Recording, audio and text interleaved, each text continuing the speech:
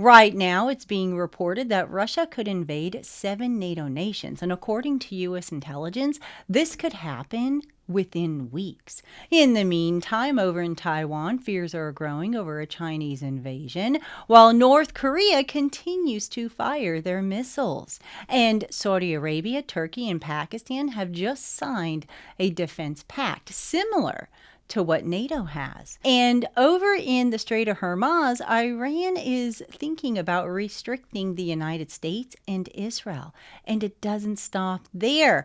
Now, another sort of invasion is happening across Russia. Millions of locusts are darkening the skies and devastating farmland.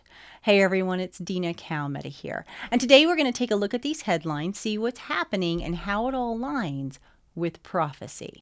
Russian President Putin may test NATO's alliance's strength with an attack on an allied country as early as fall, including a possible land invasion, according to new U.S. intelligence reports. An attack is estimated to happen between this fall and 2029, according to the intelligence of the United States.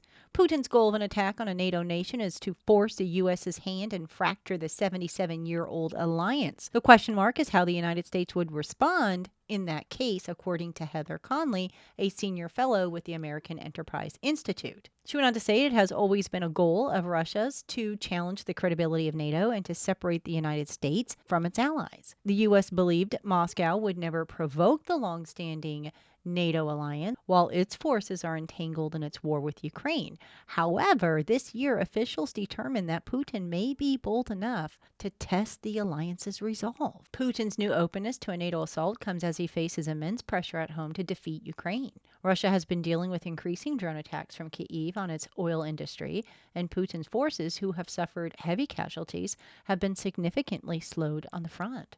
Russia has already been shown its willingness to push NATO, with Russian missiles landing in Poland and drones flying over Romania. So what are the 7 NATO countries that Putin could attack or invade? Well, potential scenarios include the seizure of strategic islands, an attempt to carve out territory in eastern Estonia, and a large-scale invasion of Lithuania, according to the Atlantic Council. It has identified the Nordic-Baltic region as the most likely target for future Russian aggression on NATO territory, setting out 5 scenarios in which Moscow could test the alliance's resolve. Those potential attacks involve Norway, Finland, Estonia, Sweden, and Lithuania.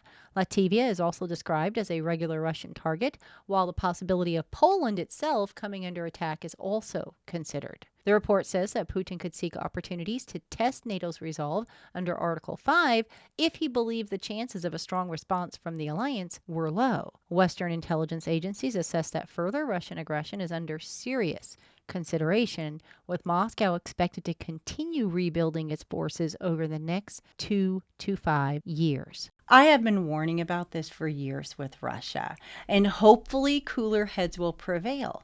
But what if that's not the case? What if Russia does go into any one of these NATO nations and invades them or attacks them? Will the United States get pulled in? I would definitely say yes, because she's bound by that NATO pact. And this is the thing. How many wars can the United States, any nation, fight all at the same time? It would be an absolute disaster, not just for the U.S., but for the entire world. So hopefully cooler heads will prevail. But while all eyes are on NATO and Russia, over in the Middle East, tensions continue to rise. Now Iran is looking to restrict the United States and Israel from the Strait of Hormuz. Iran's parliament began reviewing legislation that could prohibit U.S. and Israeli and other vessels that Iran classifies as hostile from transitioning the Strait of Hormuz. The proposal could impose penalties worth as much as 20% of a vessel's cargo value for violations. Oil prices jumped more than $3 when the proposal emerged. This does matter because the Strait of Hormuz historically carries roughly 20% of global oil and LNG trade, and shipping is already dramatically reduced. Now, as of yesterday, only 4 vessels passed through, compared with roughly 130 to 140 vessels per week before the current Iranian conflict. Now, this is, of course, a proposed legislation, and it has not yet confirmed a permanent ban. But if Iran actually implements a nationality-based restriction on the Hormuz, particularly one explicitly excluding Israeli and American vessels, it would represent another major escalation in Iran's attempt to control one of the world's most strategically important waterways. Tensions have reached a boiling point in Europe after Turkish warplanes and spy drones launched a massive wave of airspace violations over the Aegean Sea, sparking a tense mid-air showdown. Greek military officials confirmed a staggering 17 separate airspace breaches occurred in a single day on Thursday, August 6th, forcing Greece to scramble fighter jets to intercept the intruders. The high-stakes aerial confrontation peaked with a Greek fighter jet while it was locked in a terrifying simulated dogfight with a Turkish pilot, the eighth such clash recorded this year and the first since July 10th.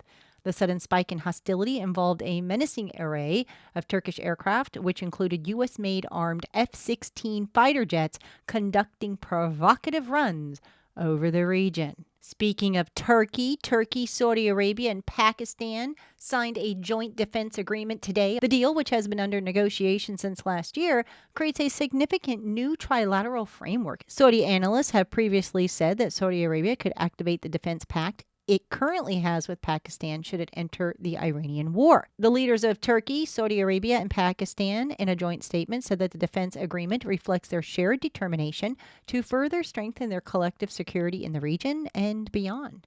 The agreement aims to bolster collective deterrence against all forms of aggression and stipulates that an armed attack carried out against any one of these three states shall be considered an attack against all of them. Sound familiar? Kind of sounds like the NATO agreement. It goes on, the agreement also provides for the development of defense cooperation among the three states in all its dimensions. The agreement will change the balance of power in the region, according to one Turkish source. If successfully implemented, the deal will enhance the stability and security of people living in this part of the world. Sources said that the deal would cover all defense cooperation among the three countries. In the meantime, what's happening in North Korea? Well, North Korea launched a short-range ballistic missile towards the waters off its east coast on Thursday, according to South Korea's military. The military detected the launch from North Korea's eastern coastal Wonsan area around 4 a.m. Eastern Time. It said that South Korea's military has bolstered its surveillance posture and is closely coordinating with the U.S. and Japan. Japan's defense minister also said that North Korea fired a possible ballistic missile, but that there was no impact in or around Japan. North Korea has been focusing on enlarging its nuclear and missile arsenal since 2019. Experts say the North Korean leader wants international recognition as a nuclear state so that he can demand the lifting of international economic sanctions on North Korea. Just last month, Kim supervised tests of nuclear-capable cruise missile and other weapons aboard a new 5,000-ton destroyer. After years of prioritizing ballistic missile development, Kim has increasingly turned his focus to naval capabilities, including the construction of a nuclear-powered submarine. With that being said, Taiwan's president took part in a major drill overnight as fears of a Chinese invasion of the territory remain. The island's leader was transported from his offices in Taipei to a fortified command center in an armored personal carrier as part of the annual military exercises, which simulate how the government would respond to an attempted decapitation strike targeting its leadership. Footage released by Taiwan's presidential office showed Mr. Lei arriving at a secure facility wearing a flak jacket before receiving briefings and issuing instructions to officials. The exercise, known as Wanchun, is designed to rehearse the evacuation of Taiwan's president in the event of war or another national emergency and to ensure the government can continue operating during a crisis. Now, this is another situation where if Taiwan is attacked, the United States may go in there and help her. So that would be an additional war that the United States could be involved in. So we have Russia possibly going into a NATO country. We have tensions in the Strait of Hormuz, tensions in the Middle East, as well as Ukraine and Russia. We also have a new defense pact between Saudi Arabia, Pakistan and Turkey. We have tensions between Turkey and Greece, North Korea firing their missiles, and now we have a biblical invasion of locusts in Russia. Millions of locusts have descended on southern Russia, swallowing roads, darkening the skies, and tearing through valuable farmland. Footage from the region shows the locusts filling the air and surrounding vehicles as drivers attempt to navigate through the biblical invasion. Stunned visitors watched as the insects flooded the skies, with some comparing the eerie transformation to the 10 plagues God inflicted on the Egyptian in the biblical narrative of Exodus. But it goes on to say that these locusts are common, periodically cause major agricultural crisis in southern regions of Russia, where hot, dry climates and vast farmland create ideal breeding conditions for massive biblical swarms. Officials have deployed aircraft and ground-based sprayers in a desperate attempt to halt the swarm and limit the destruction.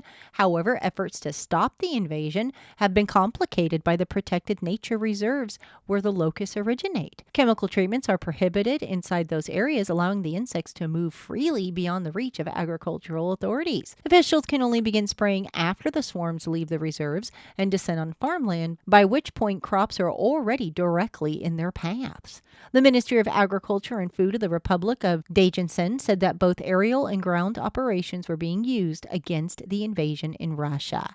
However, authorities acknowledged that fields would remain vulnerable for as long as the swarms continued emerging from protected land where pesticides cannot be deployed. Warning signs of the impending invasion were detected months earlier. We are watching an extraordinary convergence of events right now. We've got biblical locusts. We've got wars and rumors of wars, nation rising up against nation, kingdom against kingdom. We have natural disasters with the fires and the drought and the earthquake. The list goes on and on. We are literally in the throes of the birthing pains right now. But I'd love to hear from all of you. What do you guys think about what's going on in the world? Let me know in the comments. Also, when you have a free moment, come and visit us on our social media pages, as well as our website at thedacreport.com. Thank you, everybody, for watching. Have a wonderful weekend. And until next time, God bless and stay safe.